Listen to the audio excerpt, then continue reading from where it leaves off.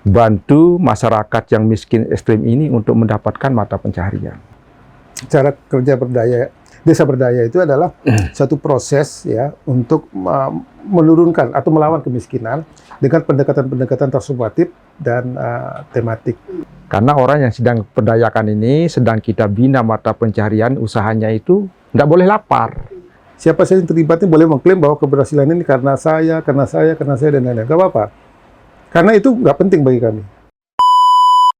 Halo Tribunan semua, selamat datang di Trilogi Tribun Lombok, Dialog dan Inspirasi bersama saya Lailatun Niam. Hari ini kita bakal ngobrol, kita bakal bahas soal Desa Berdaya NTB Sejahtera. Ini adalah program inisiatif Gubernur Nusa Tenggara Barat, Bapak Dr. Lalu Muhammad Iqbal untuk penanggulangan kemiskinan ekstrim dan mendorong kemandirian desa. Dan untuk membahas ini tentu saja di sini sudah hadir narasumber kami. Sebenarnya ada 3 narasumber dan di studio ada 2 narasumber. Sudah hadir Bapak Dr. Adhar Hakim, Ketua Tim Percepatan Pembangunan Nusa Tenggara Barat.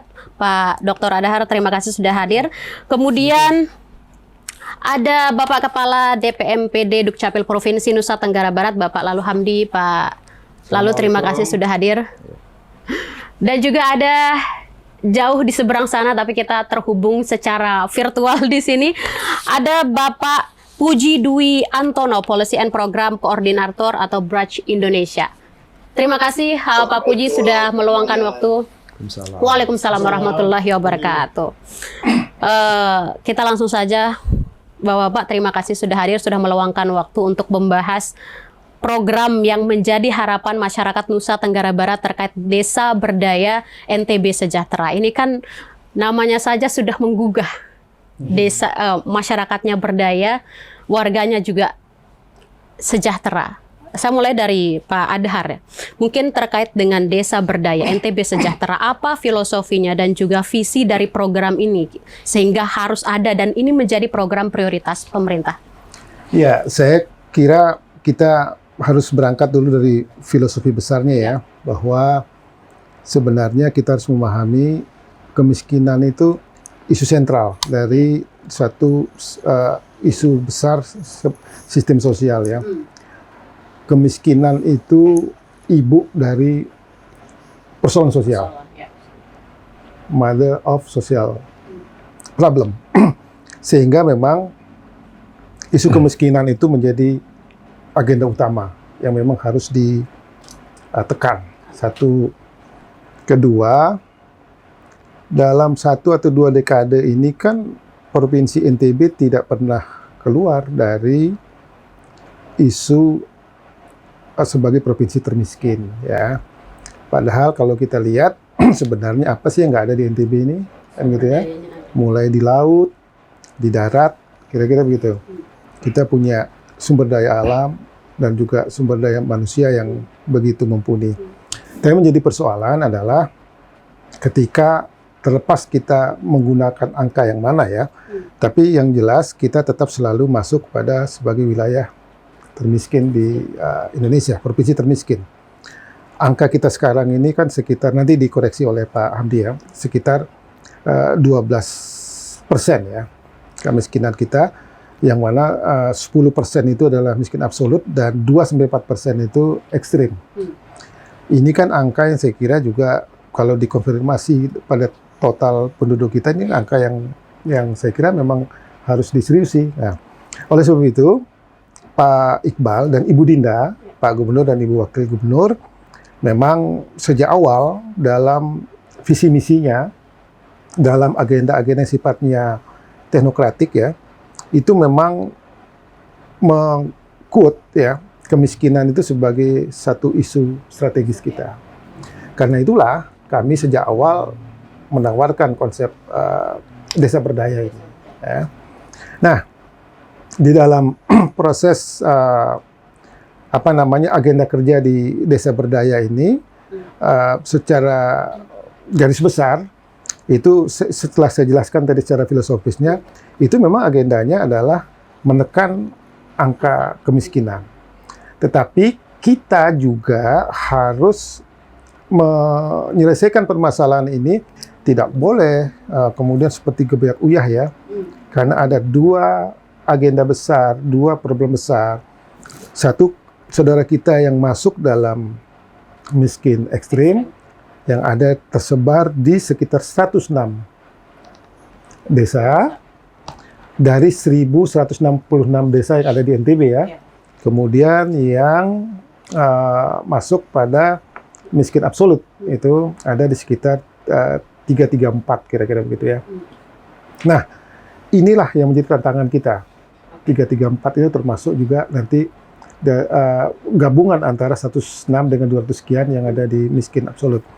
Nah, inilah yang menjadi cara kerja desa berdaya itu. Kalau ditanya seperti apa cara kerja desa berdaya? Cara kerja desa berdaya itu adalah satu proses ya untuk menurunkan atau melawan kemiskinan dengan pendekatan-pendekatan transformatif dan tematik. Nah, oleh sebab itu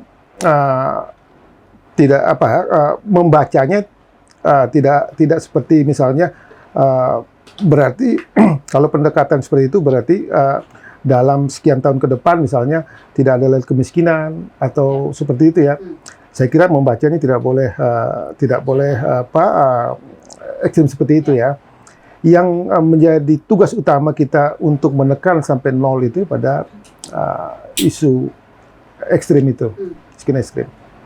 Lalu kemudian yang absolut tadi itu dari sekitar 11, sekian atau 12 11,9 kita tekan sampai di bawah angka 10%. Nah, mekanisme itulah yang kita kawal dalam satu sistem yang saya sebutkan tadi, kita bagi dalam transformatif dan tematik. Kira-kira begitu. Programnya dibagi menjadi dua. Ada yang tematik tapi program kerjanya yang langsung dirasakan oleh masyarakat itu bakal seperti apa nanti Pak Dahar di masyarakat? Apa yang bakal diterima oleh masyarakat dan sehingga dapat mewujudkan NTB sejahtera itu tadi? Sehingga kemiskinan ekstrim bisa ditekan. Ya, pendekatan juga beda ya. Di transformatif nanti itu pendekatannya kepada keluarga, kepala keluarga, ya terutama kepala keluarga miskin, rumah tangga, ruta, kira-kira begitu. Sementara untuk pendekatan di menekan kemiskinan absolut nanti itu pada desanya, ya. Tentu saja ini dua pendekatan yang berbeda. Ya, nanti Pak Hamdi akan menjelaskan secara karena beliau di institusi atau dinas beliau lah yang nanti langsung mendampingi itu. Nah, di yang 106 itu kami akan menyasar karena ini angka ya, angka tidak boleh salah nanti orang angkanya misalnya di target kami itu desa miskin itu 106 desa itu 106 desa. Fokus pada rumah tangga miskin ekstrim itu sekitar 16.876 kakak. Ini ekuivalen dengan 44.013 jiwa. Ya. Nah, di tahap pertama itu kami ini di 2026 itu implementasinya di 40 desa ekstrim, miskin ekstrim ya. Nah, itu 20 itu yang saya sebutkan tadi tersebar di masing-masing 2 kota kabupaten, setiap kabupaten. Tapi dengan jumlah jiwa seperti yang saya sebutkan tadi. Nah, sementara untuk tematik itu di sekitar kalau total antara 200 sekian dan tambah 106 itu sekitar 336 desa yang termasuk saya kira juga sekitar 724 kelurahan desa itu yang di tematik. Tapi pendekatannya beda dengan transformatif. Pendekatan ini pendekatan yang langsung pembiayaannya bantunya ke desa. Kenapa seperti ini? Ya karena memang karakter antara desa miskin ekstrim dengan absolut itu memang pendekatan beda. Berbeda. Saya kira tesis kami adalah kenapa selama ini kita selalu relatif sulit keluar untuk dari desa miskin itu, karena memang pendekatan kita selama ini tidak memisahkannya dengan clear. Kira-kira begitu. Nah, inilah pendekatan cara-cara berpikir baru ini yang kita coba tawarkan. Tetapi memang betul-betul ini membutuhkan effort yang sangat kuat ya, hati-hati dan lain-lain. Sehingga kami nanti sangat berhati-hati terkait dengan data, ya, data warga miskin. angka yang saya jelaskan tadi tidak berhenti di situ. Ya, kami saat ini sedang dalam proses merekrut 144 pendamping desa berdaya. Oke. Yang akan kami latih. Salah satu poin latihan kami yang kami berikan adalah melakukan verbal, ya, verifikasi dan evaluasi terhadap angka jumlah angka miskin ekstrim maupun absolut itu, sehingga nanti ketika eksekusinya betul-betul tepat. Ya, jadi saya kira setiap orang yang pernah berhubungan langsung dengan isu-isu sosial terkait kemiskinan ini sepakat bahwa akurasi data ini, angka ini memang memegang peran penting. Dan itu yang kita sedang. Iya, karena memang program ini harus tepat sasaran. Dan saya beralih ke Pak Hamdi, ke Pak Kadis. Pak Kadis, bagaimana Pak Kadis memantau tentunya dari Dukcapil memantau agar program Desa Berdaya ini benar-benar tepat sasaran sehingga masyarakat yang seharusnya dapat manfaat dari Desa Berdaya ini bisa keluar dari kemiskinan ekstrem yang dimaksud. Ya, terima kasih. Sebagaimana yang sudah diawali tadi oleh Pak Dahar, Desa Berdaya ini kan tadi secara filosofis sudah, saya teknis saja sekarang. Ya.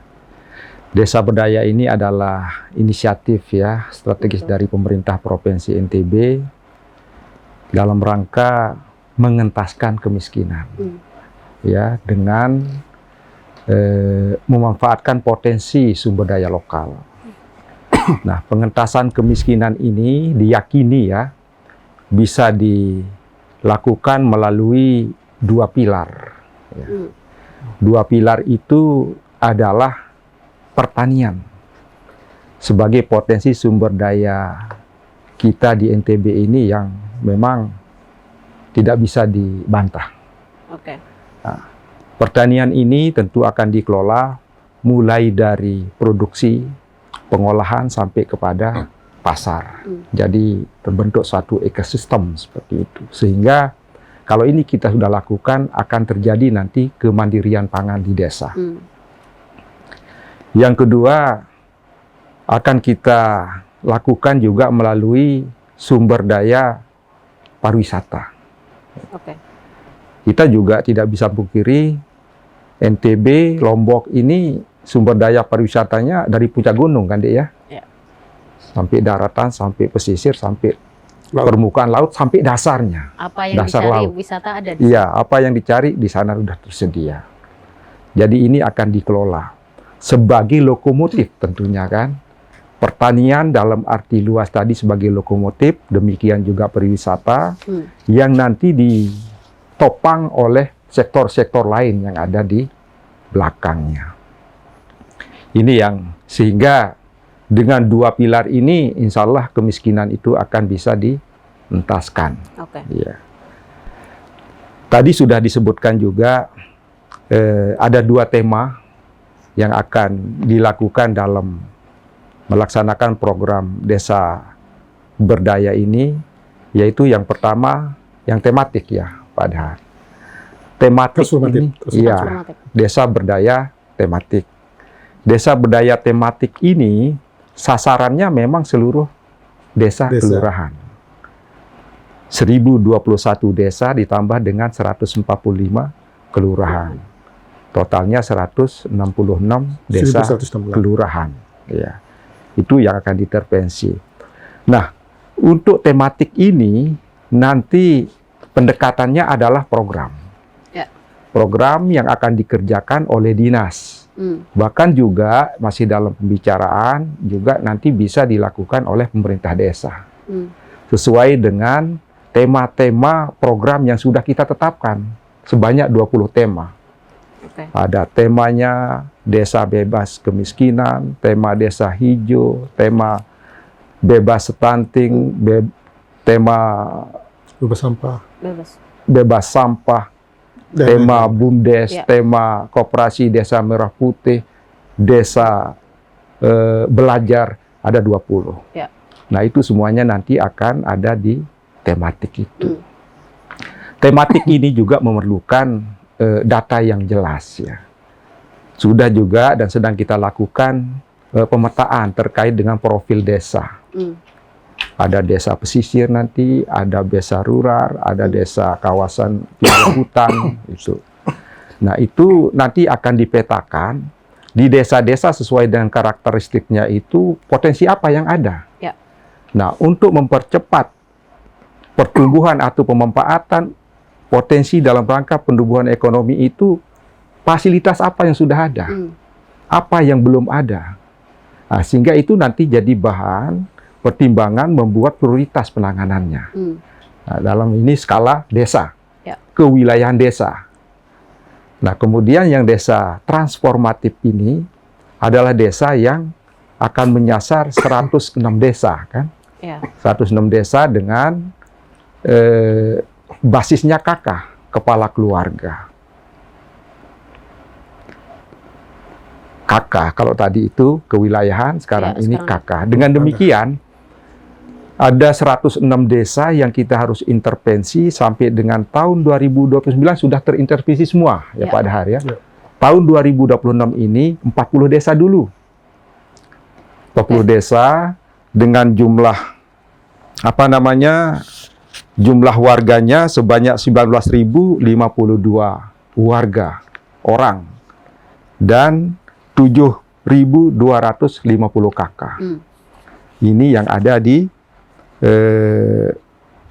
di 40 desa itu. Ya, 40 desa yang akan kita intervensi. Ya.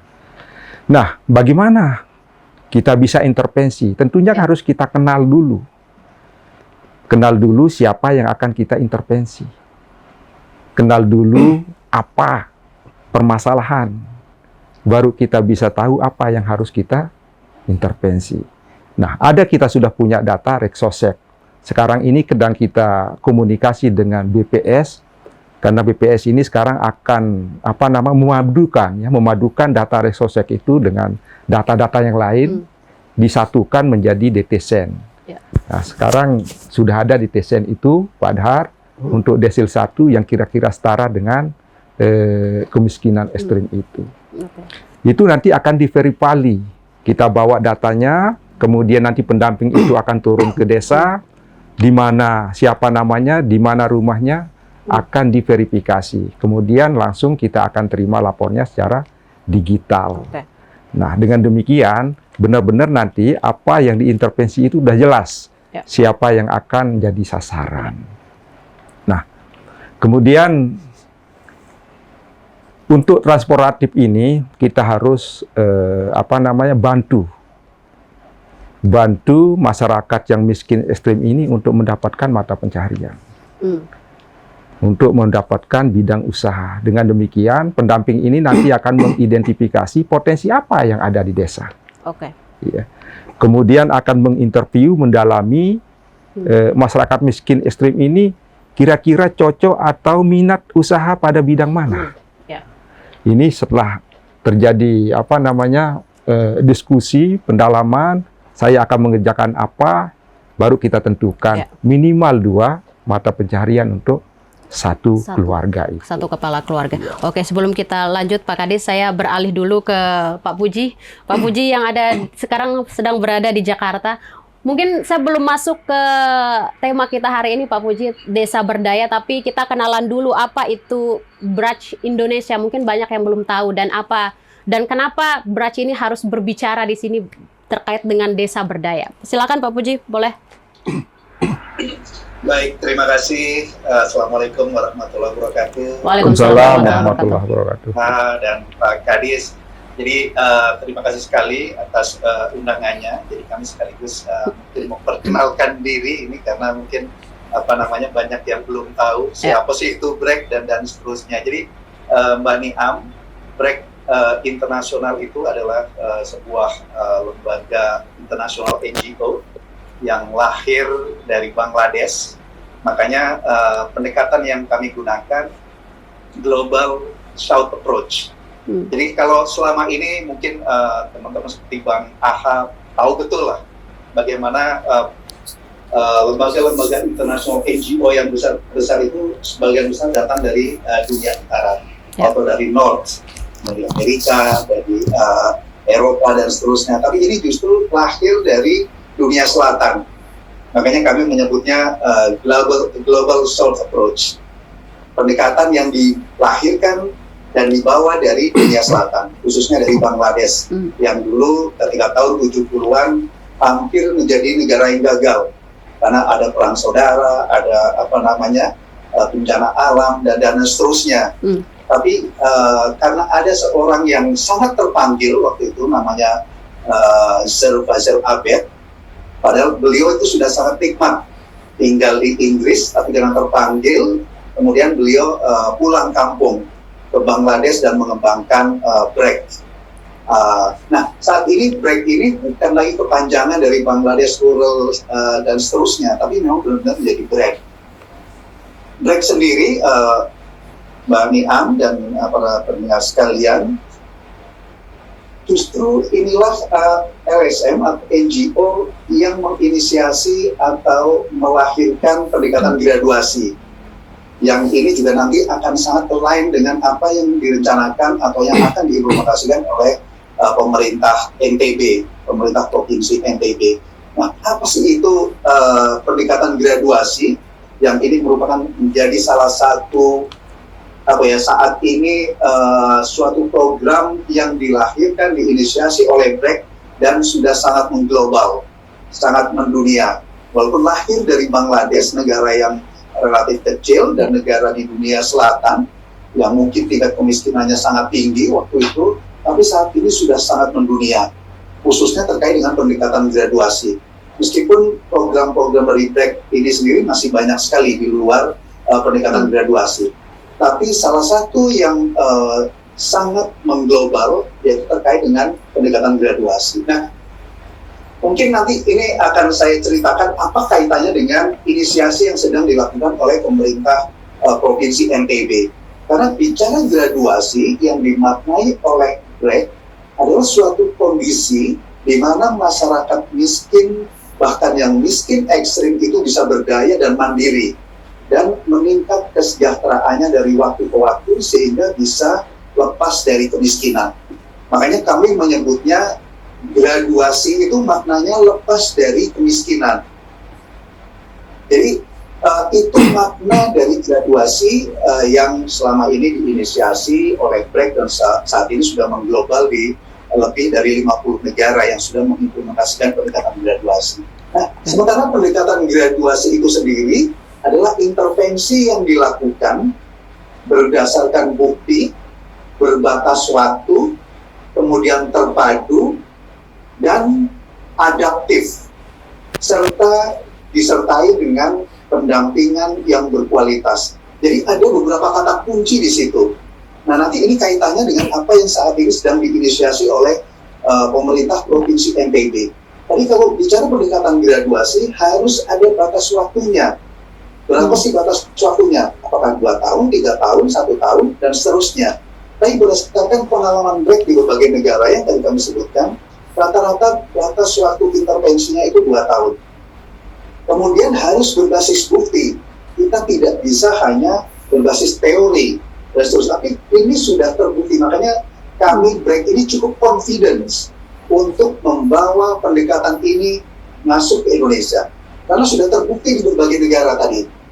Bahkan dengan tingkat graduasi sekitar 75-95%. Artinya kalau kita intervensi 1.000 rumah tangga, maka yang akan tergraduasi dari kemiskinan, ini pengalaman di berbagai negara, sebagai salah satu bukti, itu sekitar 75-90% yang tergraduasi dari kemiskinan. Artinya sangat tinggi. Makanya ketika kami masuk ke Indonesia pada tahun 2023, kami sangat confident, karena ini sudah berbasis bukti di berbagai negara dengan konteks yang berbeda-beda. Nah, kemudian tadi kata kunci berikutnya adalah harus ada batas waktunya. Jadi kita tidak bisa dalam melakukan program ini tidak ada batas waktunya. Harus jelas batas waktunya. Apakah 2 tahun, 3 tahun, dan seterusnya. Makanya ketika Provinsi NTB ingin melakukan atau menggunakan pendekatan ini harus jelas nanti. Berapa sih batas waktu dalam intervensi program ini.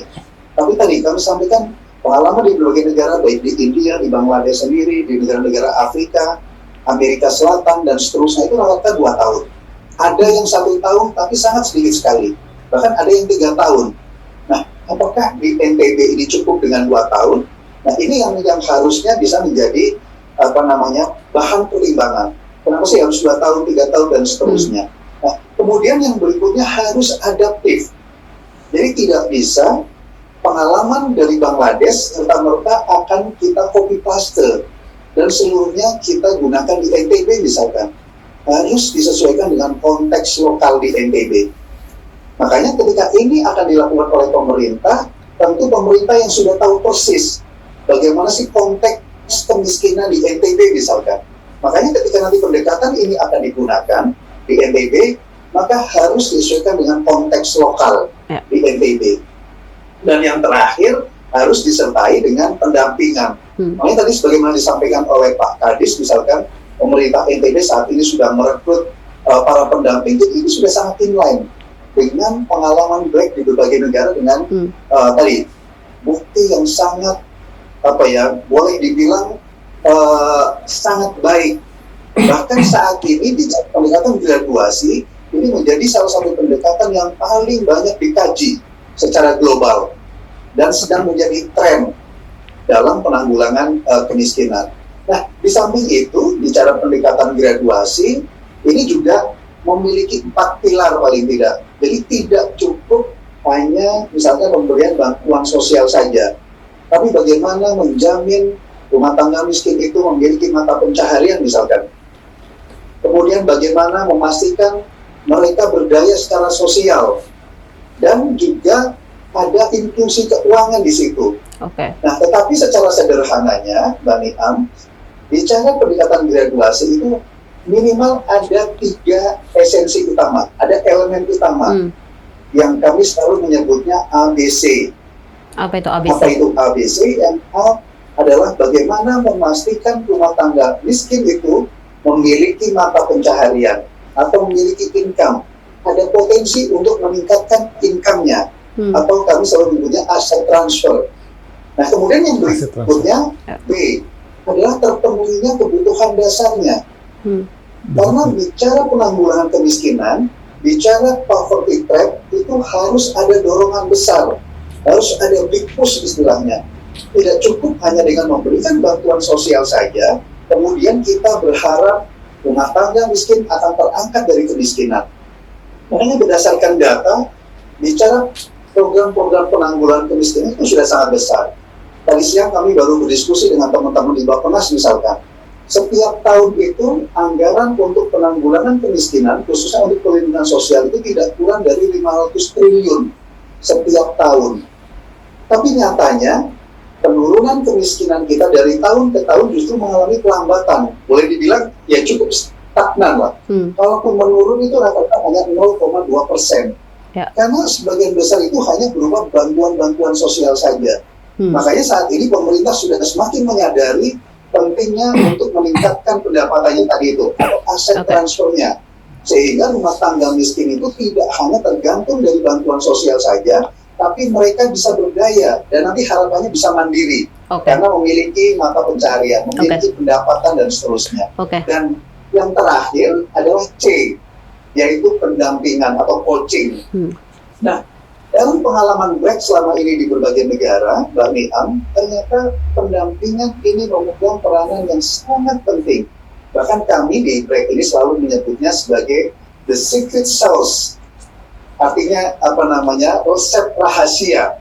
Kenapa tadi pendekatan graduasi yang sudah dilakukan BREK dan didukung di banyak negara, saat ini kurang lebih sekitar 50 negara yang sudah menerapkan pendekatan graduasi dengan tingkat graduasi yang tadi kami sebutkan sekitar 75-95%. Nah, itu rahasia utamanya adalah pendampingan tadi itu.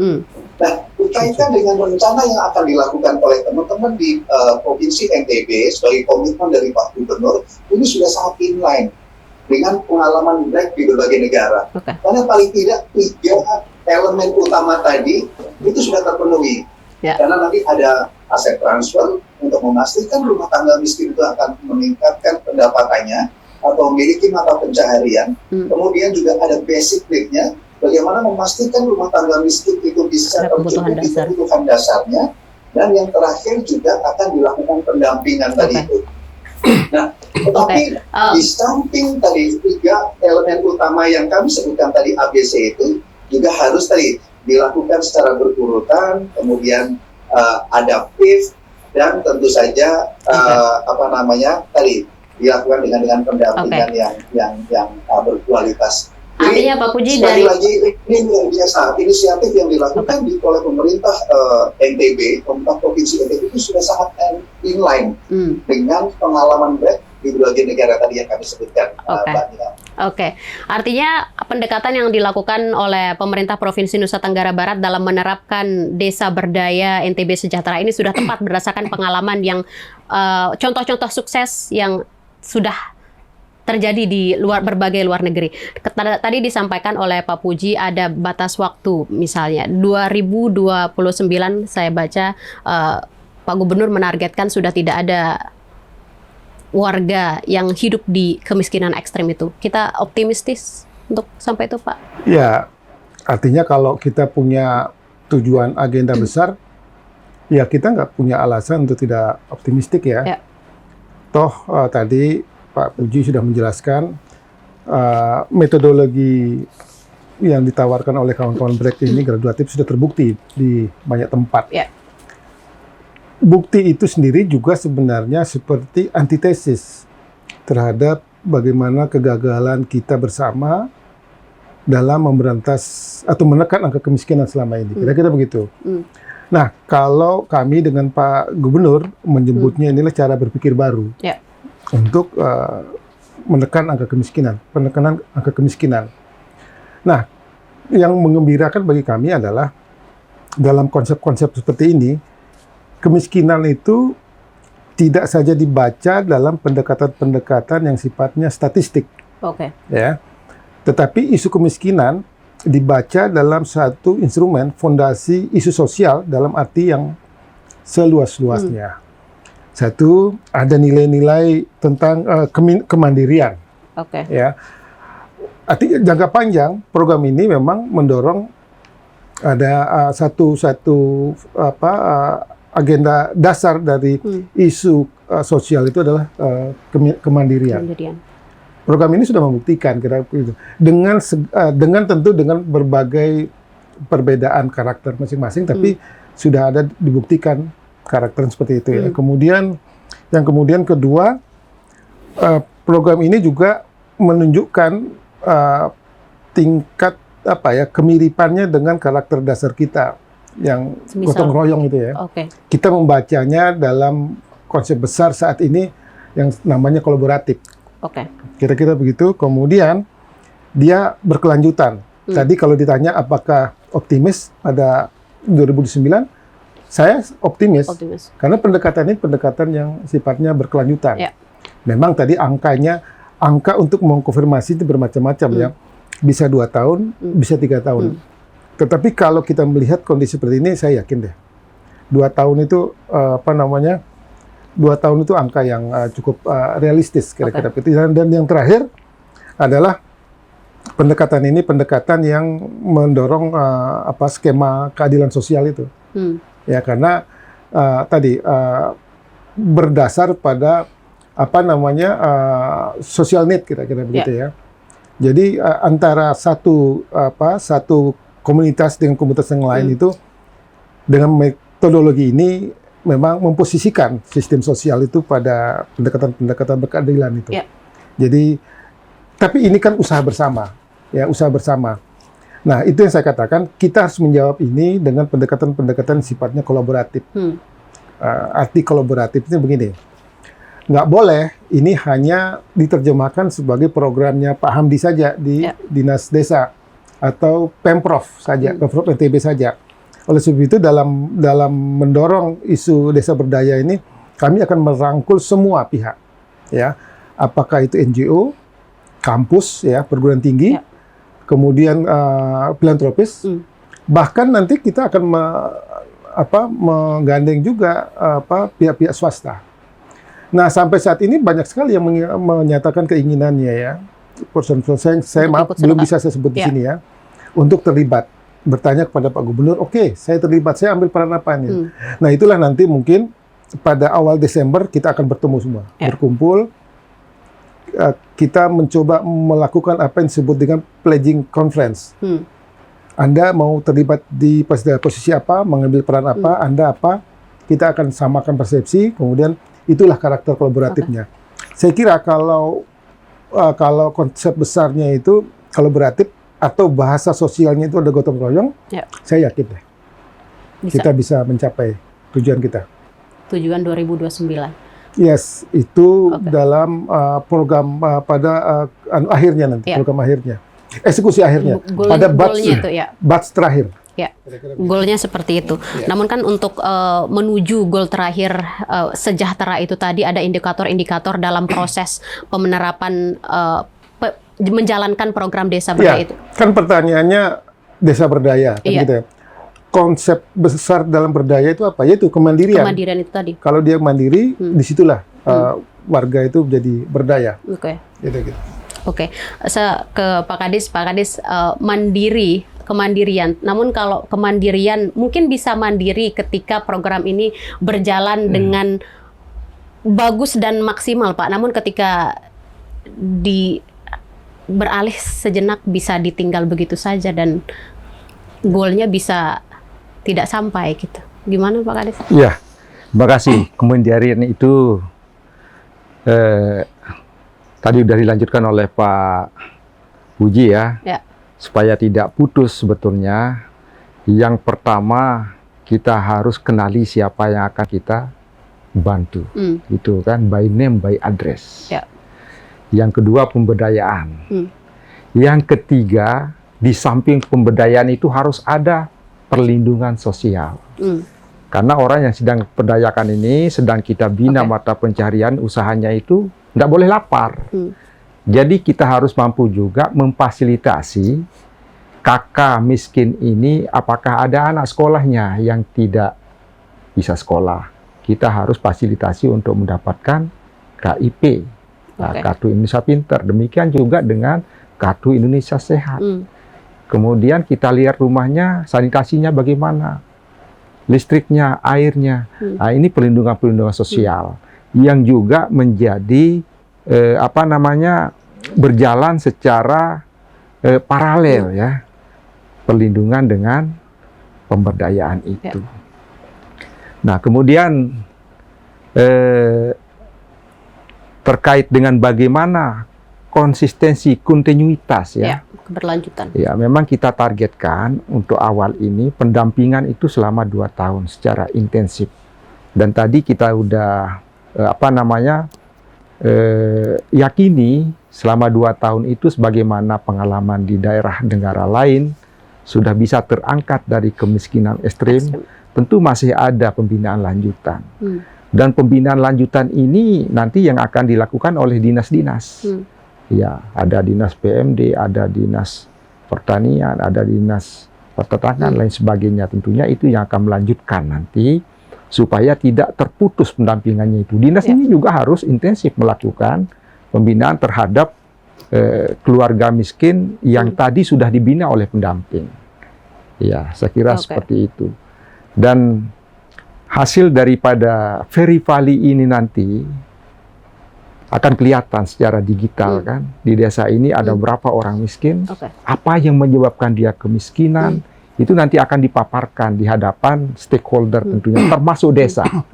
Termasuk desa harus ambil bagian di sana, desa, kabupaten, pemerintah pusat, seperti dikatakan tadi itu, mitra pembangunan lainnya. Nah, nanti siapa yang akan, ya seperti kita lelang ini kan, siapa yang bisa membantu terkait dengan listrik, siapa yang bisa membantu terkait dengan air, siapa yang bisa membantu terkait dengan sanitasi.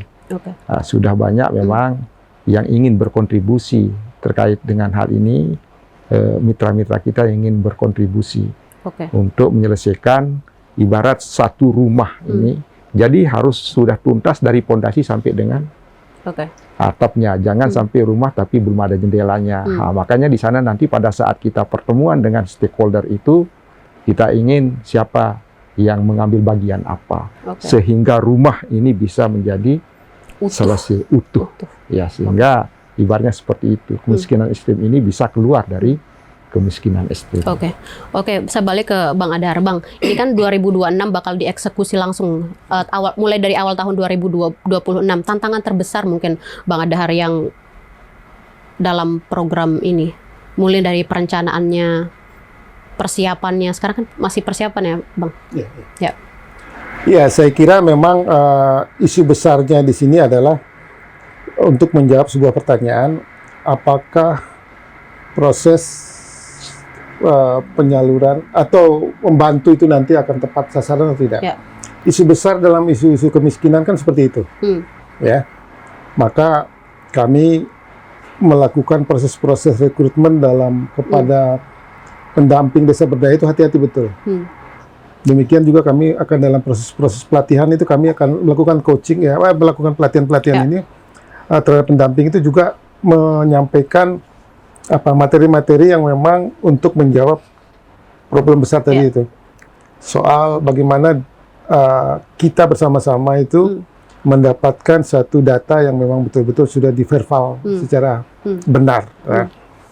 Kalau orang yang terbiasa bergerak dalam isu sosial kemiskinan ini dalam menyalurkan bentuk-bentuk program dan lain-lain, memang isu besarnya adalah basis data, ya. Nah, yang lain-lain saya kira tinggal kita menyamakan persepsi saja. Tinggal kita menyamakan persepsi dengan stakeholder, sehingga tantangan kedua adalah bagaimana kita mensinergikan agenda yang sifatnya kolaboratif itu.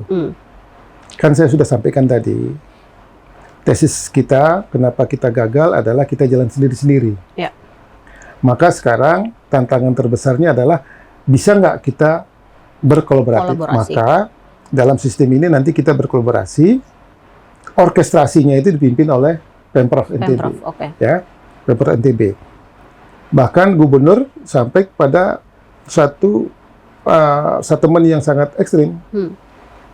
Siapa saja boleh mengklaim ini, nanti keberhasilannya. Siapa saja yang terlibatnya boleh mengklaim bahwa keberhasilan ini karena saya, dan lain-lain. Gak apa-apa.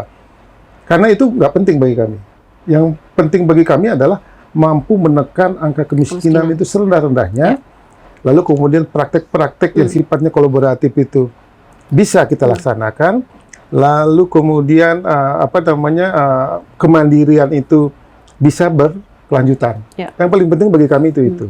Sehingga dua persoalan tadi harus kita jawab. Makanya dalam proses-proses persiapan itu, dua isu tadi yang memang kami menjadi titik tekan kami. Data yang tepat sasaran itu tadi. Kemudian bagaimana mengorkestrasi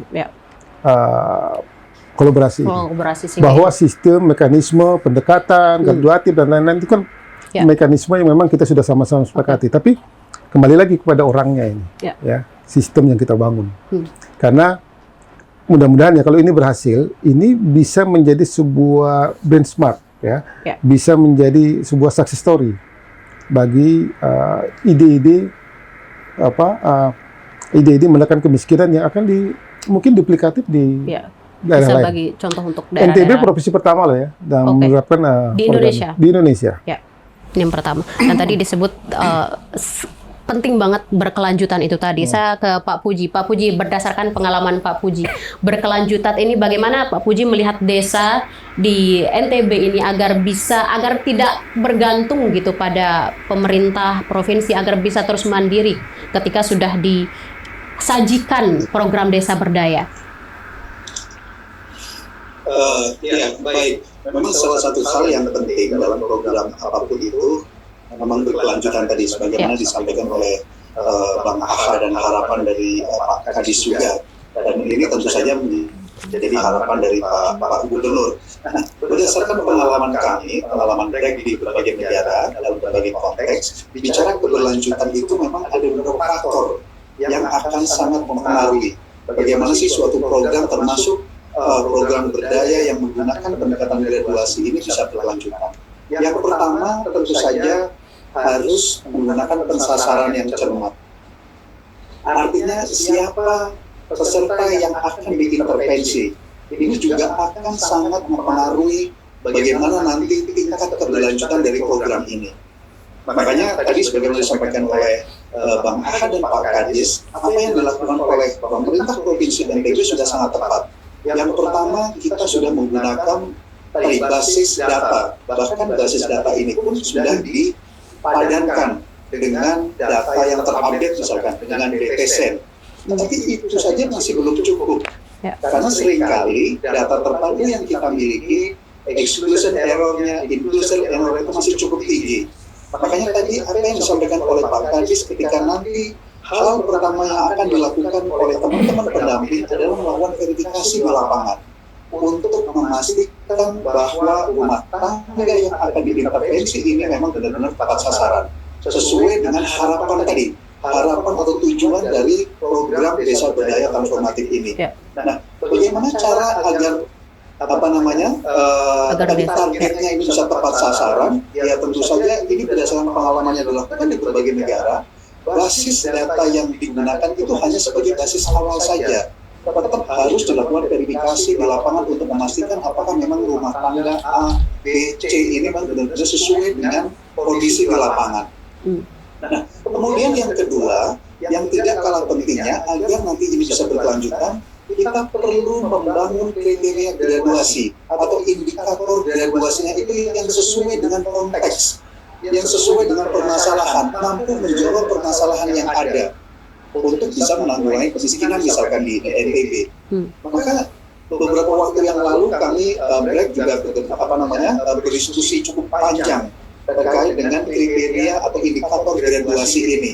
Nah, bicara indikator atau kriteria graduasi ini memang tidak mudah untuk membangun kriteria atau indikator graduasi seperti apa sih yang nantinya bisa memastikan suatu rumah tangga atau keluarga yang diintervensi melalui Desa Berdaya ini ketika sudah dinyatakan tergraduasi, maka tingkat kesejahteraannya secara trajektori itu terus meningkat, bahkan tidak kembali lagi.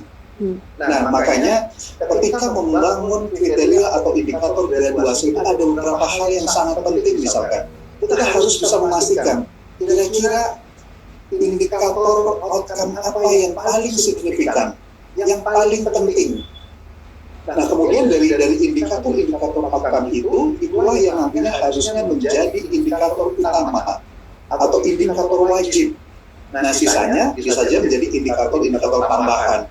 Tapi ketika membangun indikator ini menjadi hal yang sangat penting agar nanti ini bisa terus berkelanjutan. Jangan sampai kemudian ketika kita membangun indikator terlalu sederhana, maka ketika suatu rumah tangga dinyatakan tergraduasi, baru sebulan kemudian setahun kemudian sudah kembali lagi. Nah, berdasarkan pengalaman Black di berbagai negara, kondisinya tidak seperti itu. Apakah itu di Bangladesh, di India, kemudian di negara Afrika, itu ketika suatu rumah tangga diintervensi menggunakan pendekatan graduasi atau nanti di Provinsi NTB ini dengan Desa Berdaya, maka ketika sudah dinyatakan tergraduasi, maka dari waktu ke waktu akan terus meningkat kesejahteraannya.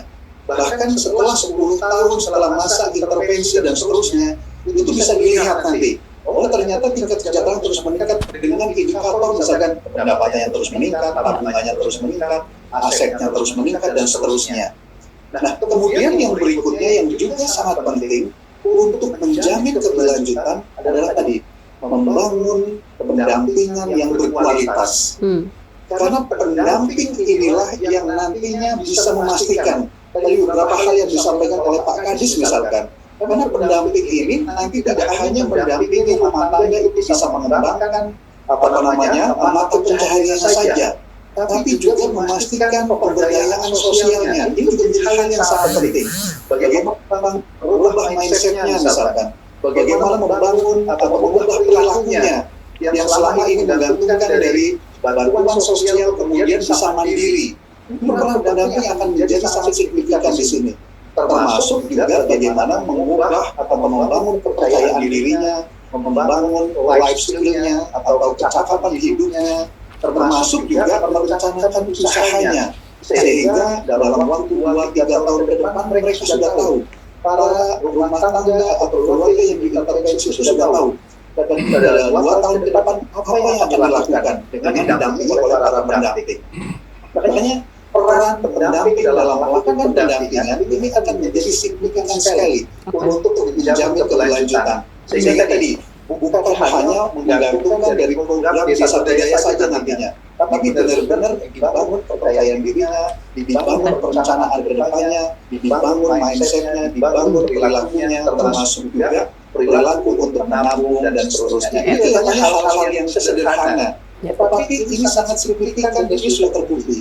Tapi seperti yang kami sampaikan, apakah itu Bangladesh, India dan seterusnya, ternyata peran pendamping dalam membangun perubahan atau pemberdayaan sosialnya sampai ekonominya itu ternyata sangat signifikan untuk menjamin keberlanjutan suatu program. Oke, baik Pak Jadi Puji. ketika nanti misalkan disepakati, oh kita akan mengintervensi selama 2 tahun saja misalkan. Nah, pasca intervensi program, maka setelah melakukan pendampingan itu masyarakat yang diintervensi itu sudah berubah secara mindset, berubah secara perilakunya, termasuk membangun kemandirian tadi. Oke. Mungkin itu beberapa hal Mbak Imam ya, yang bisa menjamin dan ini berdasarkan pengalaman dari berbagai negara. Oke. 3 hal atau 3 fondasi ini bisa ketika ini bisa dilakukan dengan baik, ini akan tadi bisa membangun keberlanjutan apalagi tadi tambahkan dalam hal misalkan dibangun kolaborasi yang lebih signifikan. Bukan hanya dilakukan oleh pemerintah, tapi juga melibatkan PT lainnya, termasuk teman-teman di media ini juga menjadi salah satu pilar yang sangat penting untuk terus mempromosikan, untuk terus membangun tadi Kolaborasi. membangun mengubah mindset masyarakat agar tidak hanya terus menggantungkan pada bantuan sosial saja. Jadi kolaborasi di sini menjadi salah satu kata kunci juga. Sehingga setiap yang akan berperan nanti dia akan masuk di aspek mana. Oke, baik Pak Puji. Sehingga program ini tidak hanya menggantungkan dari apa yang dilakukan oleh pemerintah saja. Saya kira itu beberapa hal yang bisa menurut kami bisa menjamin keberlanjutan suatu program. Oke Pak Puji, artinya di sini kolaborasi sangat penting. Dan di sini sudah banyak sekali informasi yang kami terima dan bakal kita share ke masyarakat Nusa Tenggara Barat terkait dengan program baru, program prioritas pemerintah Provinsi Nusa Tenggara Barat, program Desa Berdaya NTB Sejahtera. Dan kita berharap Pemprov optimistik bahwa ini bisa sukses dan akan dilaksanakan awal 2026 mendatang. Kita tunggu saja dan kita berharap karena ini harapan kita bersama, warganya sejahtera, NTB sejahtera. Mungkin apa terakhir yang mau disampaikan kepada masyarakat? Saya mulai dari silakan Bang. Apa yang mau disampaikan terkait dengan? Ya, karena tema besarnya kolaboratif, saya berharap setiap elemen masyarakat, terutama masyarakat di desa, bisa menerima program ini dengan sebaik-baiknya. Percayalah, program ini adalah bagian dari upaya kita bersama untuk pertama menggali kembali potensi sosial ekonomi yang ada di desa yang bisa jadi selama ini nggak terlihat. Oleh sebab itu melalui pendekatan desa berdaya ini potensi sosial ekonomi itu nanti akan terlihat. Ya. Kemudian kedua, dengan pendekatan desa berdaya ini kita menggali kembali hal-hal yang telah lama kita lupakan, yaitu bersinergi, bergotong royong, ya, kolaboratif. Sehingga saya kira kita memerangi kemiskinan, tapi juga sekaligus menggali kembali potensi sosial ekonomi dan tradisi kita selama ini memang kita lupakan. Saya kira tidak ada alasan untuk kita menolak program desa berdaya ini. Karena ini harapan kita bersama dan kita berharap yang terbaik. Pak Kadis, silahkan apa yang mau disampaikan kepada masyarakat?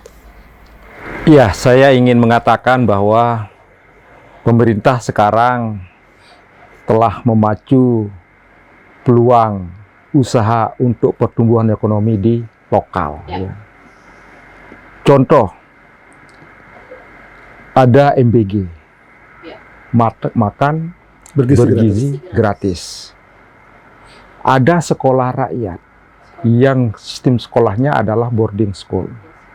Dan juga ada koperasi desa Merah Putih. Ini tujuannya sebetulnya untuk meningkatkan kualitas pendidikan, ya, terutama bagi yang tidak mampu untuk sekolah rakyat itu. Dan ketiga komponen ini membutuhkan bahan, membutuhkan supply, ya, supply dari desa. MBG butuh supply untuk makan gratis, demikian juga sekolah rakyat membutuhkan supply dari desa. Nah, ini adalah peluang usaha. Mari coba kita manfaatkan ini sebagai peluang usaha untuk tentunya kita menjadi orang yang produktif dan pada akhirnya menjadi percaya diri dan mandiri. Saya kira Memanfaatkan demikian. peluang usaha untuk menjadi produktif, begitu Pak Kadis. Silakan Pak Puji, apa yang mau disampaikan atau berkomentar terkait program Desa Berdaya? Singkat saja Pak Puji. Iya, jadi kalau menurut kami apa yang dilakukan oleh teman-teman di Provinsi NTB ini merupakan salah satu inovasi yang merupakan salah satu ikhtiar paling tidak untuk bisa tadi meningkatkan kesejahteraan masyarakat di NTB, termasuk mengurangi kemiskinan yang menjadi salah satu misi dan visi dari Pak Gubernur. Tapi sekali lagi, inovasi ini tentu butuh komitmen bersama.